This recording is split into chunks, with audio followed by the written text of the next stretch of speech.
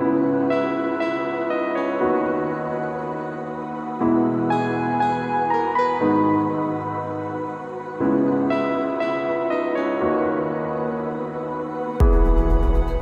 vamos a comenzar a hablar acerca de otro aspecto muy importante cuando hablamos de mayordomía, y vamos a empezar a hablar acerca de lo que es el tiempo. Ya hablamos un poco acerca del dinero, de las finanzas, de que debemos administrar con sabiduría lo que el Señor nos da, pero esta vez vamos a comenzar o a introducirnos a la parte que tiene que ver con el tiempo. El tiempo, hermanos, es uno de los regalos más valiosos que el Señor nos ha dado a cada uno de nosotros. Probablemente si yo le preguntara a alguien qué es lo más valioso que tiene en su vida, tal vez pensaría, bueno, las posesiones, tal vez pensaría de pronto en cualquier otra cosa material, porque tendemos a pensar de esa manera. Pero hermanos, el tiempo es algo muy valioso en las escrituras. Es algo que nosotros debemos aprovechar y vamos a estar hablando acerca de eso.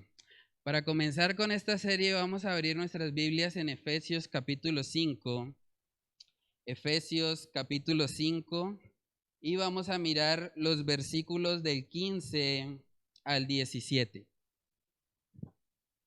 Efesios capítulo 5, versículos del 15 al 17. Miren lo que dice ahí la palabra del Señor. Mirad pues con diligencia cómo andéis, no como necios, sino como sabios, aprovechando bien el tiempo, porque los días son malos. Por tanto, no seáis insensatos, sino entendidos de cuál sea la voluntad del Señor. Algo importante de resaltar en este pasaje es que cuando nosotros miramos en el Nuevo Testamento, hay dos palabras que se traducen como tiempo. Una de ellas es la palabra cronos, que hace referencia al tiempo físico, de ahí sacamos la palabra cronómetro, y tiene que ver más que todo con la medición física del tiempo. Pero también vemos otra palabra que es la que se utiliza en este contexto, que es la palabra kairos. Kairos hace referencia a un tiempo preciso o a una oportunidad que el Señor nos da. Entonces lo que vemos aquí en Efesios 5 es que el Señor nos está exhortando a aprovechar las oportunidades que Él nos da. De hecho, en la Nueva Traducción Viviente, ese mismo versículo dice de la siguiente manera: así que tengan cuidado de cómo viven. No vivan como necios, sino como sabios. Saquen el mayor provecho de cada oportunidad en estos días malos. No actúen sin pensar. Más bien procuren entender lo que el Señor quiere que hagan. Vamos a orar. Padre, queremos pedir de tu gracia, Señor, en este nuevo aspecto de la mayordomía. Queremos pedirte, Señor, que tú nos ayudes a entender lo valioso que es el tiempo, Señor. Ayúdanos a entender que el tiempo es un recurso limitado, Señor, y que debemos aprovecharlo para tu gloria, Señor, para honrarte, para servirte, para hacer tesoros en los cielos, Señor. Ayúdanos a mantener nuestra mirada siempre puesta en ti, Señor, y que podamos recordar que tú eres el centro de nuestras vidas, Dios. Padre, oramos, Señor, estas cosas en el nombre de tu Hijo amado Jesús. Amén y amén. Bueno, hermanos, cuando nosotros hablamos del tiempo, tenemos que recordar que el tiempo es un recurso limitado. Ese es el primer punto que vamos a estar viendo en esta noche. El tiempo es un recurso limitado. Cuando una persona tiene escasez de dinero, puede trabajar un poco más y conseguir más dinero. Pero cuando una persona pierde tiempo, no hay forma de devolverse y recuperar el tiempo perdido. Por eso cuando hablamos de la mayordomía del tiempo es un asunto bastante serio, porque no podemos volver atrás, no podemos comprar más tiempo. El tiempo que se pierde no regresa, Por eso es tan importante que nosotros seamos buenos administradores del tiempo que el Señor nos da. Y vamos a ver en Santiago capítulo 4 que se nos recuerda que la vida misma es como neblina. Santiago capítulo 4, vamos ahí. Santiago capítulo 4, versículos del 13 al 14. Miren lo que dice ahí. Vamos ahora, los que decís, hoy y mañana iremos a tal ciudad y estaremos allá un año y traficaremos y ganaremos, cuando no sabéis lo que será mañana. Porque ¿qué es vuestra vida? Ciertamente es neblina que se aparece por un poco de tiempo y luego se desvanece. No nos gusta muchas veces pensar en eso, pero la vida es como neblina. La vida se nos va en un momento. Vamos a hacer una pequeña actividad para que ustedes puedan dimensionar un poco de lo que estamos hablando. Andreita tiene unas hojitas, ella me va a hacer el favor de repartirlas a cada uno de los asistentes hoy, para que nosotros podamos contemplar un poco la importancia que tiene el tiempo en nuestras vidas. Vamos a ver, hay 1, 2, 3, 4, 5, 6, 7, 8, 9. Bueno, si no alcanzan, puedes dar una por familia. ¿Vale, Andreita? Listo, yo sé que eso que les acabo de compartir es un ejercicio que puede ser un poco fuerte, pero la idea, hermanos, es que nosotros podamos examinarnos y darnos cuenta de que el tiempo es limitado. Ustedes recibieron una hojita en la que tienen unos rombos, ahí hay 90 rombos y cada uno representa un año de vida. Cada uno de nosotros se encuentra en una etapa diferente de su vida. Entonces, ¿qué vamos a hacer con esa hojita? Ustedes van a colorear los rombos de acuerdo a la edad que tienen. Ahora, yo sé que es poco probable que una persona llegue a los 90 años, pero estamos tratando de ser optimistas y pensando, bueno, asumiendo una persona que viva una vida larga, porque de hecho la esperanza de vida en Colombia está alrededor de los 76 años. Entonces, si les coloqué ahí 90 rombos, pues estamos siendo un poco generosos. Pero bueno, la idea con esto, hermanos, no es como generar cargos de conciencia. Yo sé que hay personas que van a colorear más rombos que otros, pero la idea no es que usted piense, uy, no, qué desánimo, yo realmente he desaprovechado mi vida, sino más bien que usted sea consciente de la importancia de aprovechar cada minuto de su vida para la gloria de nuestro Dios. Nosotros tenemos un ejemplo que es un ejemplo bastante conocido, el ejemplo del ladrón en la cruz. El ladrón en la cruz vivió una vida en su mayoría de pecado. Él mismo reconoce en la cruz diciendo, bueno, yo merezco este castigo. Pero en el último momento de su vida, él se arrepintió. Y como consecuencia de eso, Jesús mismo le dice que hoy estará con él en el paraíso. Entonces, hermanos, podemos aprovechar cada minuto, cada instante de nuestra vida para la gloria de Dios. Ahí en la parte de abajo de la actividad que les compartí, hay un salmo, voy a leerlo, es un salmo precioso, fue escrito por el rey David y ahí él nos muestra lo importante que es meditar en el hecho de que nuestro tiempo es limitado. Vamos ahí a Salmos 39, versículos del 4 al 7. Miren lo que dice. Hazme saber, Jehová, mi fin y cuánta sea la medida de mis días. Sepa yo cuán frágil soy. He aquí, diste a mis días término corto, y mi edad es como nada delante de ti. Ciertamente es completa vanidad todo hombre que vive. Ciertamente como una sombra es el hombre. Ciertamente en vano se afana, amontona riquezas y no sabe quién las recogerá. Y ahora, Señor, ¿qué esperaré? Miren cómo él mismo se responde y dice, mi esperanza está en ti. Mi esperanza está en ti. Contemplar lo limitada que es nuestra vida no es para desanimarnos, es para poner nuestra esperanza en las cosas de arriba, en las cosas que verdaderamente tienen valor. También ahí en Salmos, en el capítulo 90, vemos ahí el Salmo de Moisés. Salmos capítulo 90, en el versículo 12, miren lo que dice. Enséñanos de tal modo a contar nuestros días que traigamos al corazón sabiduría. Dijo un pastor una vez, si nosotros contáramos nuestros días, así como contamos los billetes, seríamos mucho mejores administradores del tiempo que Dios nos da. Cada día cuenta, cada año cuenta y debemos vivirlo siempre para la gloria de Dios. Como cantábamos ahorita al principio, nosotros tenemos una ciudad celestial y eso debe transformar nuestra manera de vivir. En este mundo, hermanos, estamos de paso.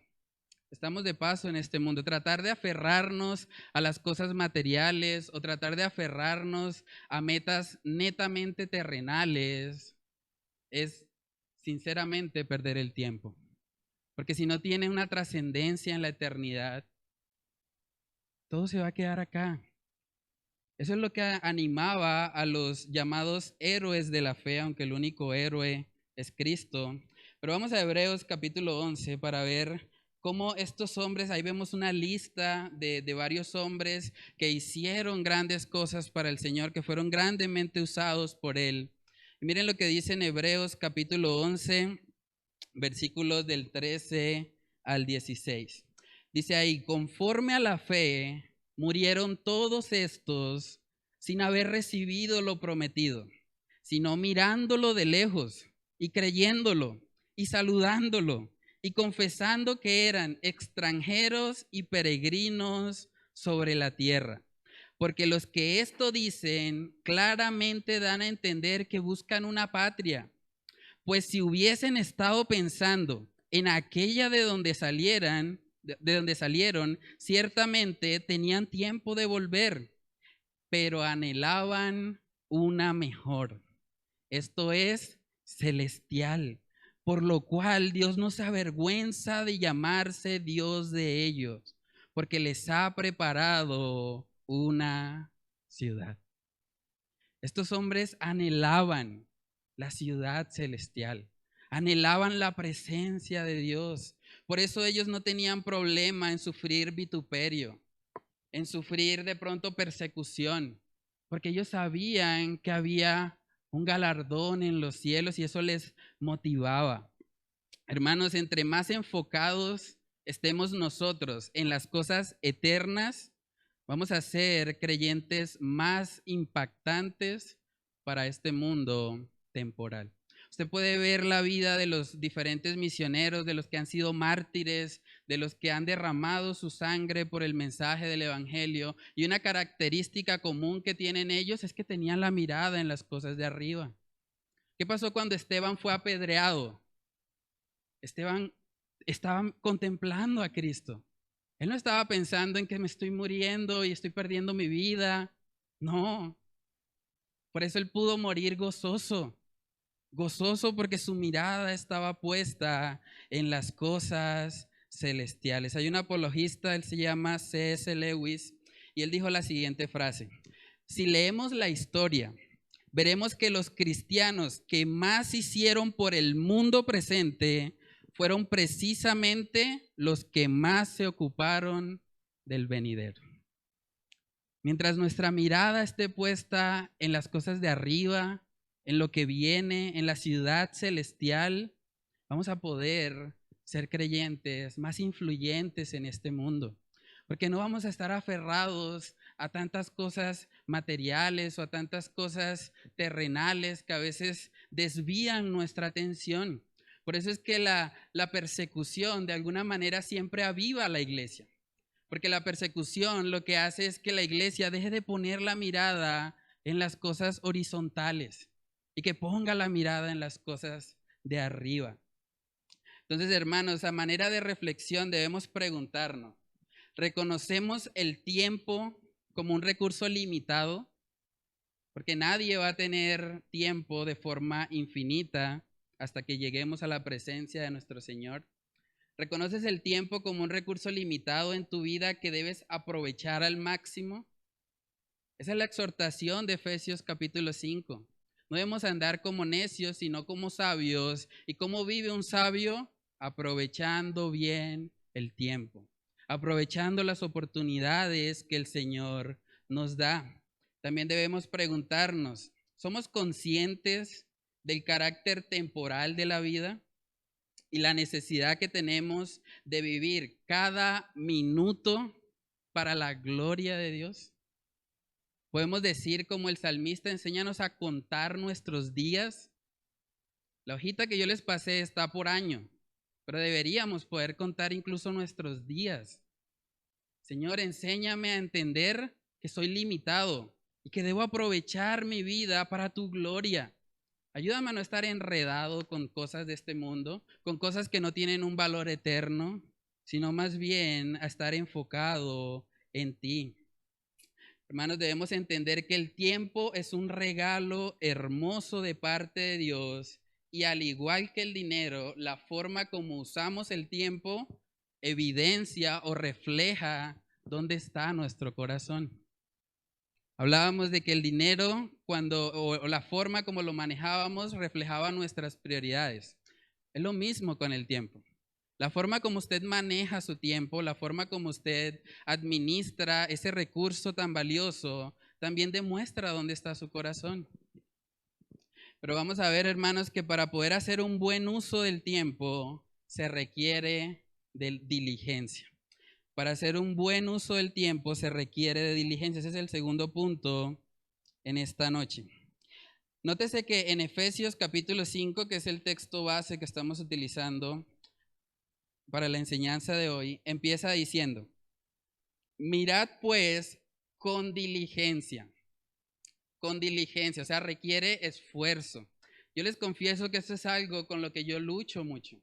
Yo tengo que pedirle al Señor constantemente que me dé sabiduría en la administración de mi tiempo. Porque a veces es fácil distraernos, a veces es fácil no priorizar. Y vamos a estar hablando un poco acerca de eso porque durante la serie, hablando acerca del tiempo, vamos a ver lo que son las prioridades. Las prioridades son muy importantes a la hora de hacer una buena administración de nuestro tiempo. Aquí vemos que el apóstol Pablo manda que con diligencia nosotros estemos mirando cómo andamos. Y eso es muy importante. Nosotros no debemos vivir la vida cristiana sin examinarnos, sin mirar cómo vamos.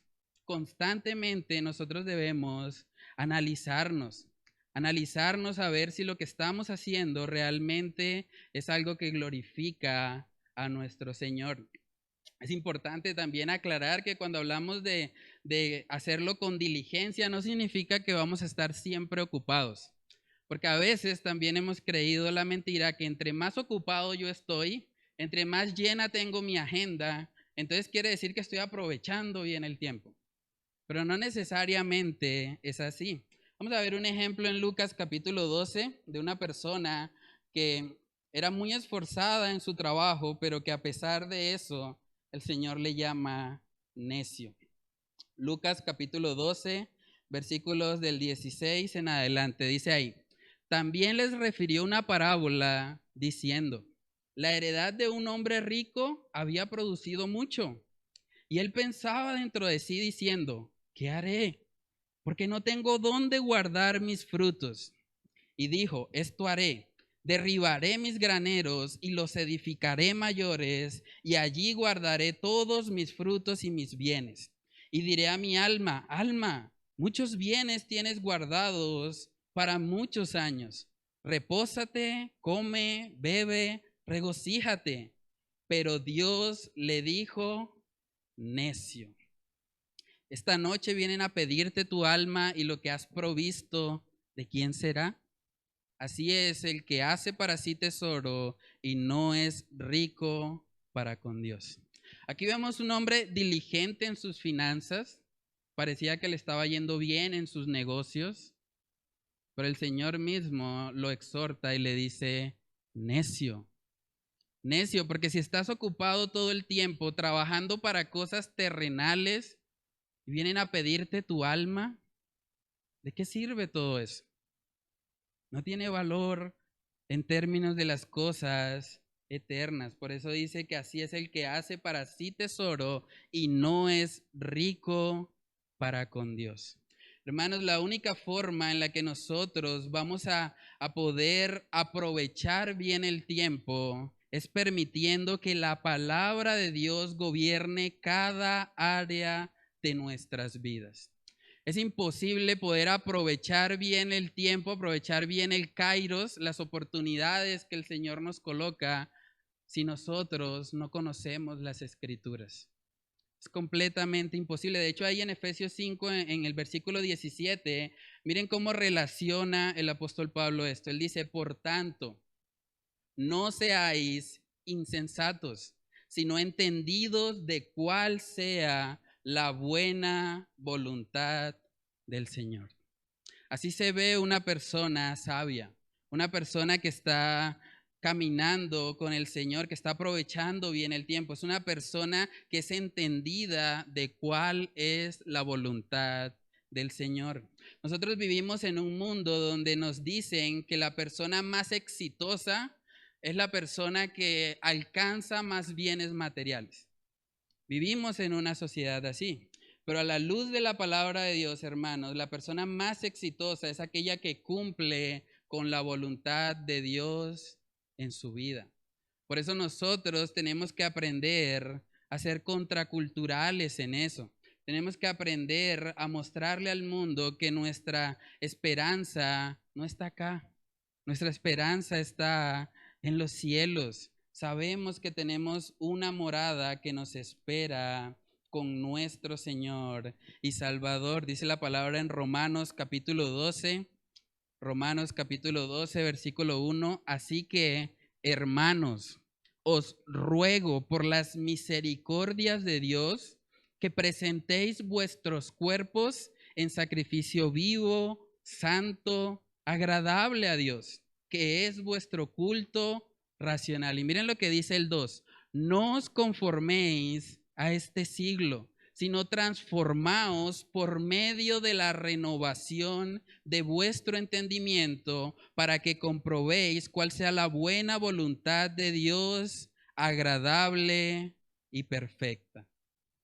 Mientras el mundo tiene sus prioridades, mientras ellos quieren que nosotros nos conformemos a ellos, nosotros como creyentes debemos renovar nuestro entendimiento para poder conocer la voluntad de Dios y vivir vidas sabias en la administración de nuestro tiempo. Vemos en Proverbios capítulo 1, Proverbios capítulo 1.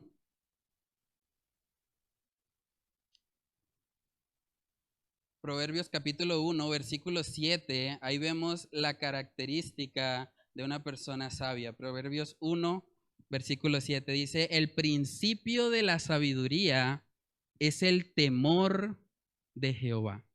Eso no quiere decir que le vamos a tener miedo a Dios, pero sí quiere decir que vamos a ser reverentes con Él, que vamos a respetarle a Él, que vamos a obedecer su palabra. Una persona sabia tiene en alta estima a la palabra de Dios. Está buscando ser entendido de cuál es la voluntad de Dios para sus vidas. Y ahí mismo en Proverbios 1 en el 7 vemos el contraste de eso. Y miren que utiliza la misma palabra de Efesios 5. Dice, los insensatos desprecian la sabiduría y la enseñanza. Una persona insensata es una persona que ve la palabra de Dios y dice, no me importa. No importa lo que diga Dios, voy a hacerlo a mi manera. Y por eso es que vemos tantos problemas en la vida de muchas personas, porque no estamos siguiendo la voluntad de Dios para nosotros. Vamos a mirar Mateo capítulo 7, ese es un texto también hermoso y que nos muestra ese contraste entre una persona prudente, una persona sabia y una persona que es necia o que es insensata. Miremos Mateo capítulo 7, versículo 24. Dice ahí, Cualquiera pues que me oye estas palabras y las hace, le compararé a un hombre prudente, que edificó su casa sobre la roca. Descendió lluvia y vinieron ríos y soplaron vientos y golpearon contra aquella casa. Y no cayó porque estaba fundada sobre la roca. Pero cualquiera que me oye estas palabras y no las hace, le compararé a un hombre insensato que edificó su casa sobre la arena. Y descendió lluvia, y vinieron ríos, y soplaron vientos, y dieron con ímpetu contra aquella casa, y cayó, y fue grande su ruina. Nótese que ambos oyeron la palabra. ¿Cuál es la diferencia? Que uno sí la hizo. Uno no solamente fue oidor, sino hacedor de la palabra. En el contexto de esa época en Palestina, el terreno era bastante arenoso. Y mucha gente lo que hacía era que por ahorrarse el trabajo de cavar más profundo, lo que hacía era construir ahí sobre la parte superficial. Pero ¿qué pasaba cuando una persona vivía de esa manera? Cuando venían las lluvias, las tempestades, golpeaban contra aquella casa y era destruida.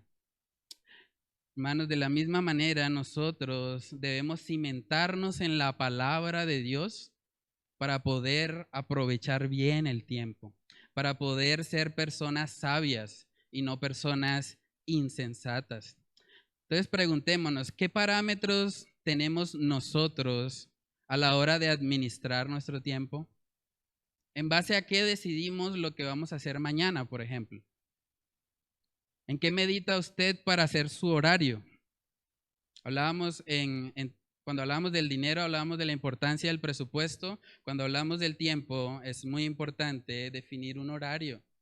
A veces hay personas que trabajan y ya les colocan ahí un horario, pero es importante que usted defina qué va a hacer con el tiempo que el Señor le está dando.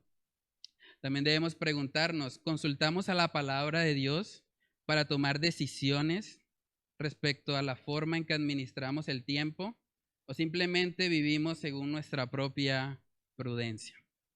¿Consultamos la palabra de Dios?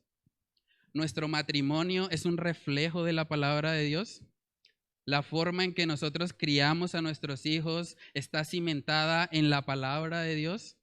¿La forma en que trabajamos en la empresa en la que trabajamos está cimentada en la palabra de Dios? Hermanos, aprovechar bien el tiempo es permitir que la palabra de Dios gobierne en todas las áreas de nuestra vida. Por eso estamos hablando aquí acerca de mayordomía, porque el Señor debe moldear todas nuestras áreas.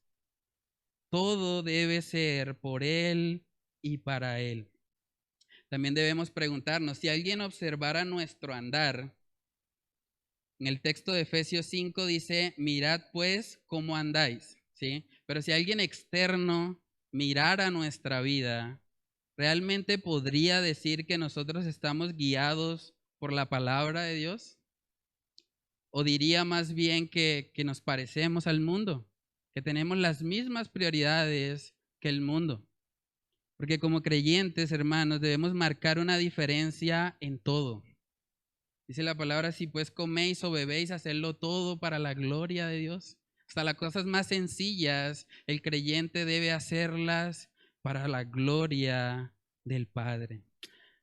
Entonces, hermanos, ese es el tema que vamos a estar tratando acerca de la mayordomía del tiempo. Vamos a estar mirando diferentes principios que nos van a ayudar en la forma como nosotros administramos ese regalo tan precioso que el Señor nos da. Entonces vamos a orar y a pedirle al Señor que Él nos guíe en esta área de nuestra vida, que esta serie de verdad pueda impactarnos y ayudarnos a realmente llenarnos cada día más de su palabra para poder ser hombres y mujeres sabias. Vamos a orar. Padre, te damos muchas gracias, Señor, por permitirnos estar aquí reunidos, Señor, por recordarnos la importancia de administrar sabiamente, Señor, ese tiempo que tú nos das. Yo te pido que tú obres en nuestros corazones y que tu palabra sea la que gobierne cada una de las áreas de nuestra vida. Señor, oramos estas cosas en el nombre de tu Hijo amado, Jesús. Amén y amén.